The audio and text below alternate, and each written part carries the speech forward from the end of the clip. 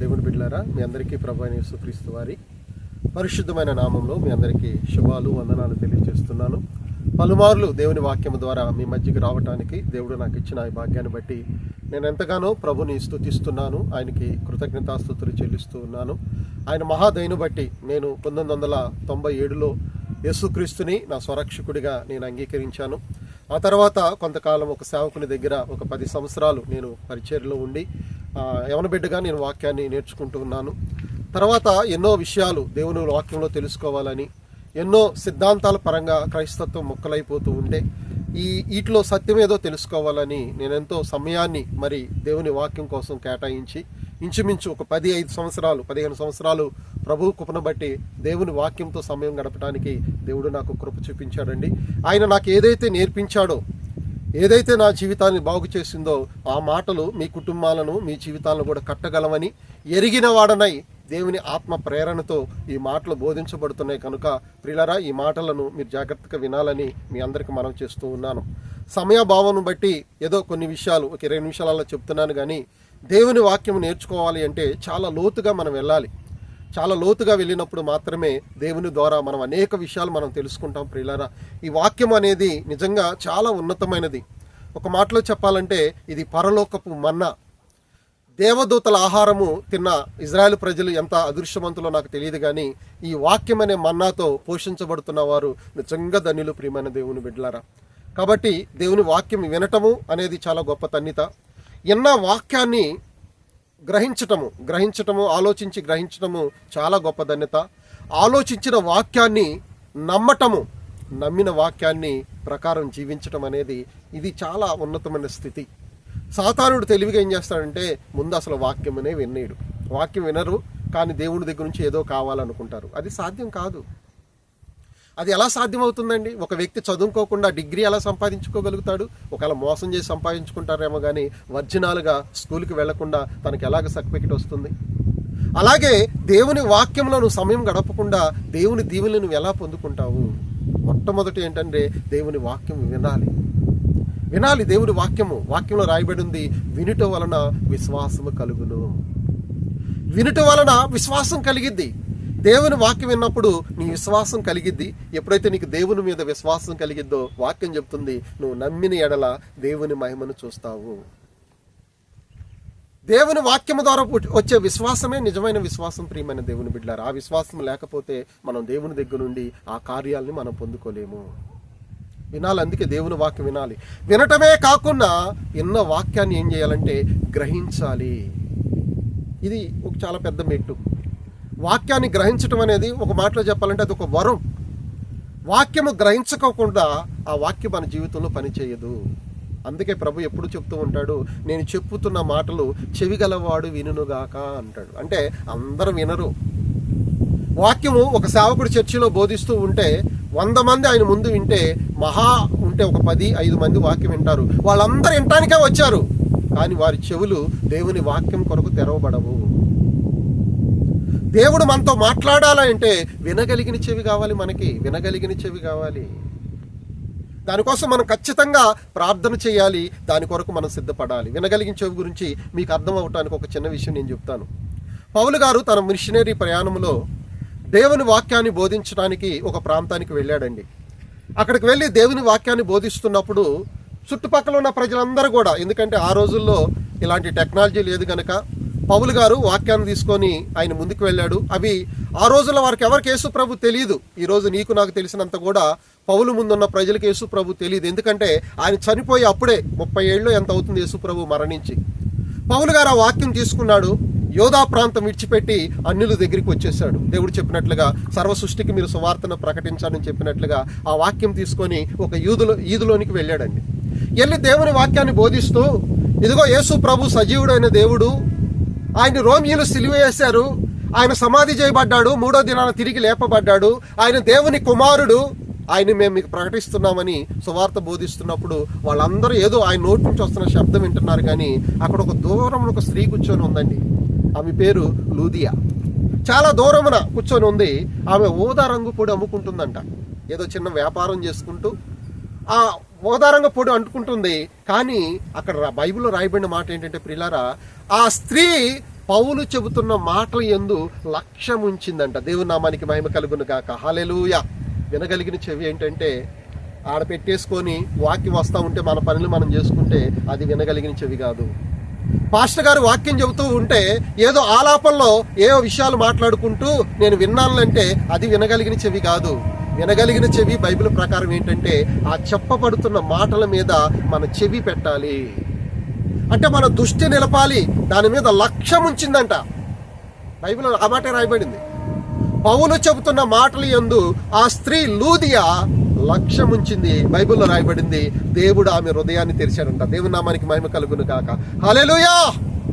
ఎవరి హృదయాన్ని దేవుడు తెరిచారండి? ఆయన చుట్టూ ప్రజలున్నారు.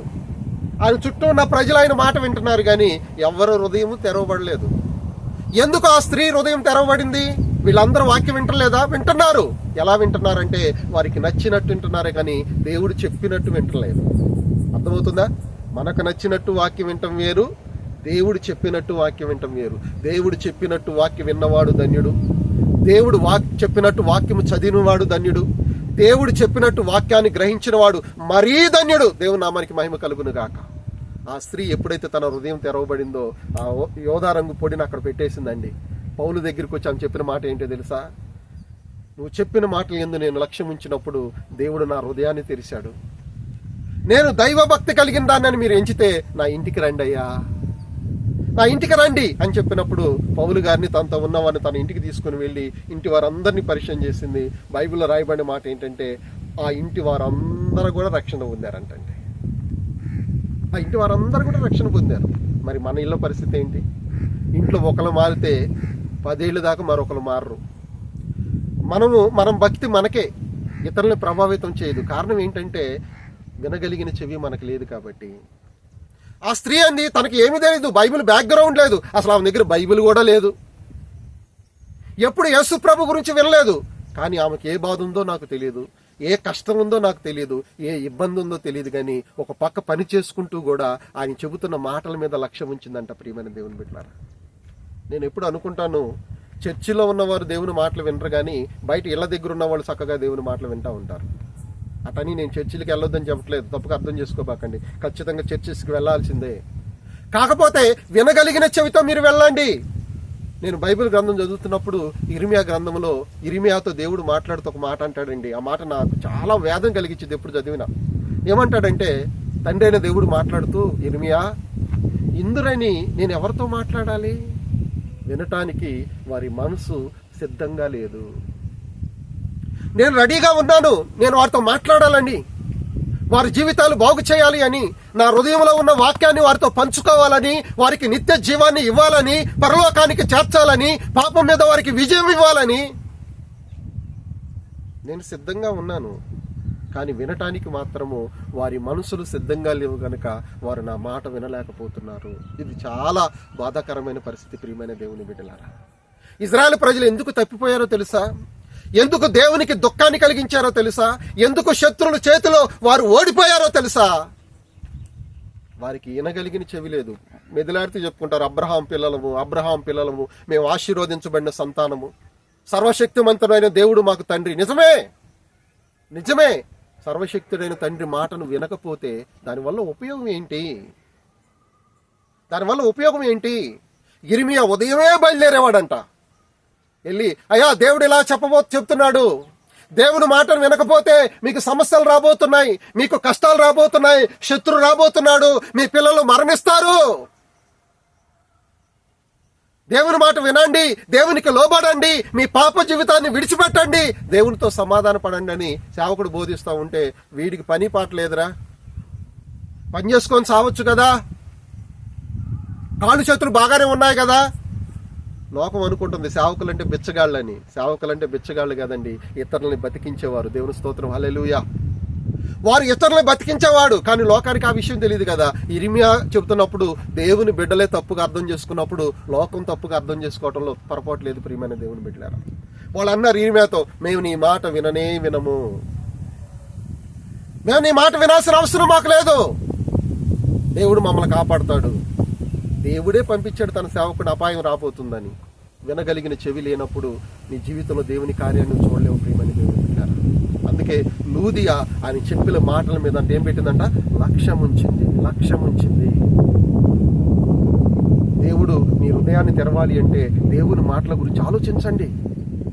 దేవుని మాటల ముంచు తలపోయండి. దివారాత్రులు దేవుని వాక్యం గురించి మీరు ఆలోచించండి. అప్పుడు దేవుడు తన వాక్యముతో, తన పరిశుద్ధాత్మ శక్తితో మనల్ని నింపుతాడు. ప్రియమైన దేవుని బిడ్డలారా, ఏదో నిర్లక్ష్యంగా ఉండి ఆటకాయితనంగా ఉండి దేవుని కార్యాలు జరగాలి అంటే అలా జరగవు. దేవుని వాక్యముతో మన హృదయం నింపబడాలి. అని దేవుని వాక్యం మనకు సెలవిస్తుంది. ప్రియమైన దేవుని బిడ్డలారా, కాబట్టి బైబిల్లో రాయబడిన మాట ఏంటంటే, పౌలు గారు చెప్తున్న మాటలు యందు లూదియా లక్ష్యం ఉంచిందంట. ఆ మాటల మీద తన మనసు నిలిపిందంట. అందుకే సొలొమోను అంటాడు, నా కుమారుడా, నా మాటలు నీ హృదయముతో పట్టుదలతో పట్టుకో. నా మాటలను క్యాచ్ చేయాలి, నువ్వు దాన్ని గట్టిగా పట్టుకోవాలి. ఆ మాటలు అంతా దొరకవు. ఆ మాటలు దొరికిన వానికి జీవము, వారి సర్వ శరీరమునకు ఆరోగ్యము కలుగును అని వాక్యం సెలవిస్తుంది. ప్రియమైన దేవుని బిడ్డలారా, చూస్తారా మాటలు? చూడండి ఒక్కసారి సామెతల గ్రంథము, పరిశుద్ధ గ్రంథమైన బైబిల్లో నుండి దేవుడు చెప్పిన మాటల్ని ఒక్కసారి మీరు చూసినట్లయితే, సామెతల గ్రంథం 3వ అధ్యాయం అనుకుంటాను, అక్కడ రాయబడి ఉన్న మాట మనం ఆలోచన చేసినట్లయితే 3వ వచనము, నా కుమారుడా, నా ఉపదేశమును మరవకము, నా ఆజ్ఞలను హృదయపూర్వకముగా గైకొనుము. నా మాటలు నేనేమైతే చెబుతున్నానో అవి హృదయపూర్వకముగా గైకొనుము. అవి నీకేం చేస్తాయంటే, అవి దీర్ఘాయువును, సుఖజీవంతో గడుపు సంవత్సరములను, శాంతిని నీకు కలుగు చేయను. 3 ఆశీర్వాదాలు ఇక్కడ చెప్తున్నాయండి. నీకు ఈ వాక్యము ద్వారా దీర్ఘాయువు కలిగిద్దంట. నీకు దీర్ఘాయువు, బలానికి బిళ్ళలు పడతా ఉంటాం, బలానికి మంచి ఆహారం తింటా ఉంటాం, నేను ఎక్కువ కాలం బతకాలని ఎన్నో ప్రయత్నాలు చేస్తూ ఉంటాం. కానీ దేవుడు అంటున్నాడు, నా ఆజ్ఞలను, నా మాటలను నువ్వు హృదయపూర్వకంగా నువ్వు అనుసరిస్తే నీకు దీర్ఘాయువు కలిగిద్ది. అంతేకాదు, రెండోది ఏం కలిగిద్దంట? దీర్ఘాయువును, సుఖజీవంతో గడుపు సంవత్సరములు. సుఖంగా, నెమ్మదిగా, ప్రశాంతంగా నువ్వు బతకాలి అంటే దేవుని వాక్యము నీవు ఎరిగి ఉండాలి. దీర్ఘాయువు, సుఖజీవంతో గడుపు సంవత్సరాలు, శాంతి, దేవుని శాంతి, నెమ్మది, ఇవన్నీ నీకు కలగాలి అంటే దేవుని వాక్యం మీద మీరు లక్ష్యం ఉంచాలి అని పరిశుద్ధ లేఖనాలు మనకు సెలవిస్తున్నాయండి. కఠినపరుచుకుంటే దేవుడి మాటలు మనం వినలేం. ప్రియమైన దేవుని బిడ్డలారా, ఈరోజు దేవుని బిడ్డల పరిస్థితి ఎలాగుందంటే, వారి హృదయాలు కఠినపరుచుకున్నారు, దేవుని మాటలు వినలేకపోతున్నారు. నేను ఈ వాక్యాన్ని ప్రకటిస్తున్న ప్రాంతాన్ని మీరు చూసే ఉంటారు. మేము ఒక ఖాళీ ప్రదేశానికి మేము వచ్చాము. నేను గత కొన్ని దినాల క్రితము ఇక్కడికి ప్రార్థన చేసుకుందామని ఒంటరిగా కొంత సమయము దేవుడితో ఏకాంతంగా గడుపుదామని చెప్పేసి బయలుదేరి ప్రాంతంకి వచ్చినప్పుడు, సాయంత్రము 6-6:30 టైం అవుతుంది. ప్రార్థన చేసుకుని వెళ్తున్నప్పుడు ఒక చెట్టు కింద ఒక వ్యక్తి కూర్చొని ఉన్నాడు. ఆయన చూసినప్పుడు ఆయనకి ఏదో 2 మాటలు దేవుడి గురించి చెప్పాలని నాకు ఆశ కలిగింది. ఏం చేద్దామని చెప్పేసి మెల్లిగా ఆయన దగ్గరికి వెళ్ళలేకే ఆయన పరిస్థితి ఎలాగుందంటే, ఒక బాటిల్ తెచ్చుకున్నాడు, దాంట్లో ఒక నీటి బాటిల్ ఉంది, ఒక గ్లాస్ పెట్టుకొని దాంట్లో మందు పోసుకొని కూర్చొని ఉన్నాడు. నన్ను చూసి, ఎవరండి మీరు అన్నప్పుడు, బ్రదర్ మీరు ఏమనుకోవద్దు, నేను ఊరికి ఎక్కడికి వచ్చానులే, చీకట్లో కూర్చొని ఉన్నారు, పలకరిద్దామని ఆయన తన పరిచయం చేసుకొని, మీరు ఎవరండి అంటే పలానా అని చెప్పారు. నాకు చెప్పిన తర్వాత నేను యేసు ప్రభు గురించి ఒక మాట చెప్దామని సువార్త చెప్పడానికి అలా ప్రారంభించగానే ఆయన నాతో ఏం చెప్పాడంటే, బ్రదర్ దయచేసి నాకు యేసు ప్రభు గురించి చెప్పొద్దు అన్నాడు. అదేంటండి, ఒక మాట వింటే మీకు ఏమవుతుందంటే, లేదు నేను యేసు ప్రభు గురించి వినదలుచుకోలేదు అన్నాడు. సరే ఓకే, నేను చెప్పను, కానీ ఎందుకు మీరు ఇలా అంటున్నారు చెప్పండి అంటే ఆయన చెప్పాడు, నేను ఒకప్పుడు సండే స్కూల్ టీచర్ని, యవనస్తులకు నేను దేవుని వాక్యాన్ని బోధించాను. తర్వాత నా జీవితంలో కొన్ని పరిస్థితులు ఎదురైనాయి, వాటిని తట్టుకోలేక నేను ఈ ముందుకు బానిసనైపోయాను. ఇక నేను తిరిగి యేసు ప్రభు దగ్గరికి రావాలన్న మనసు నాకు లేదు. ఆయన నాకు ఏ సహాయం చేయలేదు, నాకు ఆయన అవసరం లేదన్నప్పుడు, లేదు బ్రదర్ నేను నీకు వాక్యం చెప్తాను, నేను ప్రయత్నం చేస్తానంటే ఆయన చెవులు గట్టిగా మూసేసుకున్నాడండి, వినలేదు. ఇక నేను అక్కడి నుంచి బయలుదేరి వచ్చాను. ఈ మాటని ఎందుకు జ్ఞాపకం చేస్తున్నానంటే, దేవుడు చెప్తే దేవుడు మాట్లాడడానికి సిద్ధంగా ఉన్నాడు, కానీ మనుషులు మాత్రము వారి చెవులు మూసేసుకున్నారు, వారి హృదయాన్ని మూసేసుకున్నారు, వారి యొక్క మనసుని రాతి కంటే కఠినంగా మార్చుకున్నారు. అయినా కూడా మేము ఎందుకు సువార్తను ప్రకటిస్తున్నామో తెలుసా? దేవుని వాక్యము సుత్తి వంటిది. దేవుని స్తోత్రం, హల్లెలూయా. బండలను పగలగొట్టే సుత్తి వంటి దేవుని వాక్యాన్ని మేము ప్రకటిస్తున్నాం. నువ్వు ఎంత రాతి హృదయంతో ఉన్నా, ఎంత కఠిన హృదయంతో ఉన్నా, దేవుని వాక్యము కొరకు నీ హృదయాన్ని, నీ చెవులని మూసివేసుకున్నా, సజీవుడైన దేవుని వాక్యము నీ అంతరంగంలోనికి వెళ్ళి నిన్ను బాగు చేయడానికి శక్తివంతమైనది. ఎప్పుడంటే ఈ మాటల మీద నువ్వు లక్ష్యం ఉంటూ చాలు. నువ్వేదో తల్ల కింద తపస్సు చేయవసరం లేదు. దేవుడు చెప్తున్న మాటల మీద నువ్వు లక్ష్యం ఉంచితే, చెప్పాను కదా, అది నీకు దీర్ఘాయువును కలుగు చేస్తుంది. దీర్ఘాయువు, ఎక్కువ సంవత్సరాలు ఈ లోకంలో బ్రతకాలి అంటే దేవుని వాక్యాన్ని నీ హృదయంలో నింపుకోవాలి. దేవుని వాక్యం అంటే ఎవరో కాదండి, దేవుడే. దేవుణ్ణి నీ హృదయంలో నింపుకున్నప్పుడు నీకు దీర్ఘాయువు కలిగి, దీర్ఘాయువు ఎలా వచ్చిందో తెలుసా? నువ్వు తల్లిదండ్రులను సన్మానించమని బైబిల్ చెబుతుంది. నువ్వు దేవుని వాక్యంతో నింపబడినప్పుడు, ఓహో, తల్లిదండ్రులను గౌరవించుట దేవుని చిత్తమని తెలుసుకుంటావు, వారిని నువ్వు గౌరవిస్తావు, దాని ద్వారా నీకు దీర్ఘాయువు వస్తుంది. అది నీకు తెలియలేదనుకో, ఈరోజు తల్లిదండ్రులు కొట్టే కొడుకులు ఎంతమంది ఉన్నారో మీరు టీవీల్లోనూ, వార్తల్లోనూ, యూట్యూబ్లోనూ మనం చూస్తూనే ఉన్నాము. వాళ్ళు మధ్యలోనే వారు మరణానికి వెళ్ళిపోతున్నారు. మొన్న ఒక 3 రోజుల క్రితం నేను ఒక వార్త చూశానండి. రాంబాబు అనే ఒక వ్యక్తిని రాత్రి ఎవరో కొట్టి చంపేశారు. వాళ్ళ అమ్మ తాడు కట్టేసి వాళ్ళ అమ్మనేమో ఒక రూమ్లో పడేశారు. పోలీసులు వచ్చారు. అన్ని ఎతికిన తర్వాత ఆ కుక్క వాళ్ళ అమ్మ దగ్గరికే వెళ్తుంది. వాళ్ళందరికీ డౌట్ వచ్చింది, అమ్మ నీకు ఎవరైనా శత్రువులు ఉన్నారా, నీ కొడుకు అంటే ఎవ్వరూ లేరండి అంటుంది. మరి ఈ కుక్క ఏంది నీ దగ్గరికే వస్తుంది, అసలు ఏం జరిగింది నువ్వు చెప్పు అన్నప్పుడు ఆమె ఏడుస్తూ చెప్పింది ఏంటంటే, వార్తల్లో కూడా వచ్చింది నిన్న ఒక 3 రోజుల క్రితమే. ఆ తల్లి చెప్పిన మాట ఏంటంటే, నా కొడుకు నేనే చంపేశానయ్యా. ఒక్కడే కొడుకు అంటున్నావు, ఎందుకింత దారుణంగా నువ్వు చంపేశావంటే, నేను చెప్పుకోలేను, నా కొన్న కొడుకే నా మీద మానభంగం చేయడానికి ప్రయత్నం చేశాడు. తాగుడికి బానిస అయిపోయి సెల్ ఫోన్లో భూఫిలిమ్స్ చూస్తూ అపవిత్రమైన ఆలోచనలతో నింపబడిపోయి కన్న తల్లినైనా నా మీదే దాడి చేసినప్పుడు ఇలాంటి మృగం వల్ల సమాజానికి చేడు కలిగిద్దని నేనే కొట్టి చంపేశానండి అంటున్నాడు. వాడి జీవితం మధ్యలోనే మూసిపోవడానికి కారణం ఏంటంటే, దేవుని వాక్యం కొరకు తన చెవులు తెరవబడలేదు, తన హృదయం తెరవబడలేదు. ఇలా ఎంతమంది ఈ లోకంలో ఉన్నారు. నీ జీవితం అలా కాకుండా ఉండాలి అంటే, ఎందుకంటే మనల్ని మనం బాగు చేసుకోలేం. ప్రియమైన దేవుని బిడ్డలారా, యేసు ప్రభు వారు మాత్రమే మన బతుకులను బాగు చేయగలడు. నాకు తెలుసు, దేవుడు మాత్రమే మన జీవితాల్ని బాగు చేయగలడు. మనల్ని మనం ఎప్పటికీ బాగు చేయలేం. కాబట్టి నీ హృదయపూర్వకంగా నువ్వు దేవుడి దగ్గరికి వస్తే ఆయన నీకు మొట్టమొదటిది దీర్ఘాయువునిస్తాడు. రెండోది సుఖజీవంతో గడుపు సంవత్సరాలు. ఈ మాట పొందుకున్నవాడు ధన్యుడండి.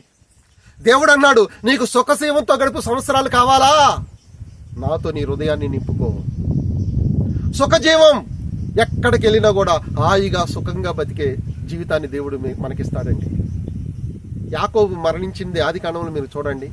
ఆయన మరణించేటప్పుడు మోకాళ్ళు ఊని ప్రార్థన చేసుకొని తన కర్ర మీద ఆనుకొని మరణించాడండి.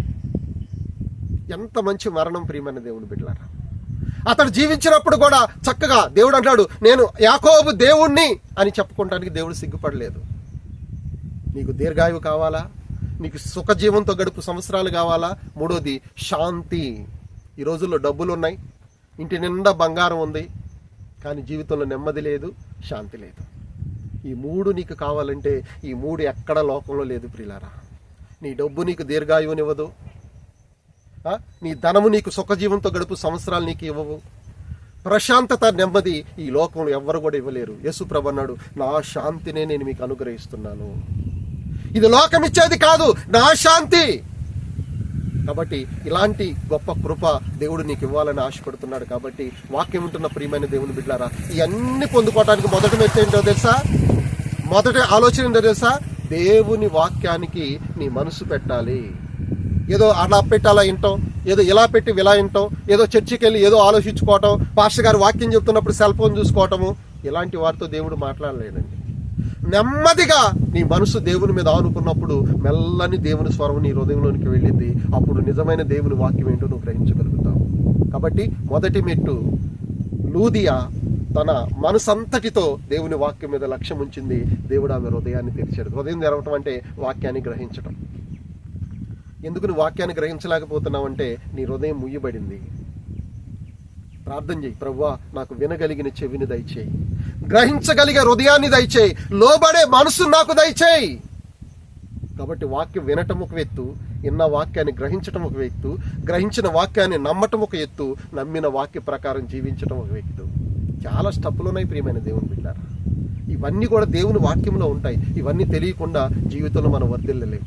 కాబట్టి ఈ వాక్యం ద్వారా నువ్వు దీవించబడినట్లయితే ఈ వాక్యాన్ని చదవండి, ఆలోచించండి. ఇంకా తెలుసుకోవాలంటే తప్పకుండా నన్ను సంప్రదించండి, లేదా ఏ సేవకుడినైనా మీరు సంప్రదించండి. ఏదన్నా మందిరానికి వెళుతూ ఉంటే దేవునికి స్తోత్రము. ఇంకా మీరు ఏ మందిరానికి వెళ్లకుండా ఊరక ఇంటి దగ్గరే కూర్చున్నవారైతే సేవకునితో సహవాసం చేయండి. మీ ఇండ్ల దగ్గర ఉన్న ఏదన్నా మందిరాన్ని చూసుకొని ఆత్మ సంబంధమైన వ్యక్తులతో మీరు సహవాసం చేయటాన్ని ప్రారంభించండి. నిర్లక్ష్యంగా ఉండొద్దు. ఈ చెప్పబడుతున్న మాటలు ఏవో తాత్కాలికమైనవి కావు. చాలా ప్రమాదం రానున్న దినాల్లో ఉంది. వాక్యం కరువైపోయే దినాల్లోనికి మనం వెళ్తున్నాం గనక భయభక్తులతో దేవుని కొరకు జీవించాలని మనస్ఫూర్తిగా కోరుకుంటూ ఈ వాక్యాన్ని మీకు ప్రకటిస్తున్నాను. పరిశుద్ధాత్మ దేవుడు ఈ వాక్యమును మనందరి కొరకు ఆశీర్వదించునుగాక. ఆమేన్. తల వంచండి, ఒక చిన్న ప్రార్థన చేసుకుందాం. మహాపరిశుద్ధుడు అయిన ప్రేమ కలిగిన మా ప్రియ పరలోకపు తండ్రి, నీ పరిశుద్ధ నామాన్ని బట్టి మిమ్మల్ని స్తుతిస్తున్నాం నాయన. ఈ దినాన నీ వాక్యం ద్వారా మాతో మాట్లాడినందుకు మిమ్మల్ని స్తుతిస్తున్నాం ప్రభువా. నిజమే తండ్రి, ఇశ్రాయేలు ప్రజలు ప్రభువా మీ వాక్యం వినకుండా, నీ సేవకులు చెబుతున్న మాటలు వినకుండా వారి హృదయాలు కఠినపరుచుకొని వారి చెవులు మూసుకున్నారు గనక వారు శత్రు చేతిలో కొట్టబడ్డారు ప్రభువా. మేము కూడా నీ వాక్యాన్ని వినకుండా, నీ వాక్యానికి మా హృదయాన్ని ఇవ్వకుండా అపవాది చేత, ఆర్థిక ఇబ్బందుల చేత, అనారోగ్యము చేత, మానసికమైన ఒత్తిడి చేత ప్రతి దినము కొట్టబడుతున్నాం ప్రభువా. మమ్మల్ని క్షమించండి. లూదియా వలె తండ్రి చెప్పబడుతున్న వాక్యం మీద మనసు ఉంచే భాగ్యం దయచేయమని ప్రార్థన చేస్తున్నాం. మీరు వాగ్దానం చేసిన దీర్ఘాయువు, సుఖజీవంతో గడుపు సంవత్సరాలు, శాంతిని చెబుతున్న నాకును, వినుతున్న నీ బిడ్డలకును, ఆలకిస్తున్న వారందరికీ కూడా అనుగ్రహించి దీవించి బలపరచమని స్తోత్రములు చెల్లిస్తూ యేసు నామములో ప్రార్థన చేస్తున్నాము తండ్రి. ఆమేన్, ఆమేన్. ప్రియులారా, ఈ వాక్యం మీకు ఆశీర్వాదకరంగా ఉన్నట్లయితే మీ బంధువులకు, మీ స్నేహితులకు తెలియచేయండి. ఏదైనా ప్రార్థన అవసరతలు ఉంటే మాకు తప్పకుండా తెలియచేయండి. మీలో కానీ మీ బంధువుల్లో కానీ ఎవరన్నా అనారోగ్యంతో బాధపడుతున్నట్లయితే వారి గురించి మాకు తెలియచేసినట్లయితే మేము, మాతో పాటు కొంతమంది సహోదరులు కలిసి మీ కొరకు తప్పకుండా ప్రార్థన చేస్తాము. దేవుడు మిమ్మల్ని దీవించునుగాక. మీ అందరికీ వందనాలు. Thank you.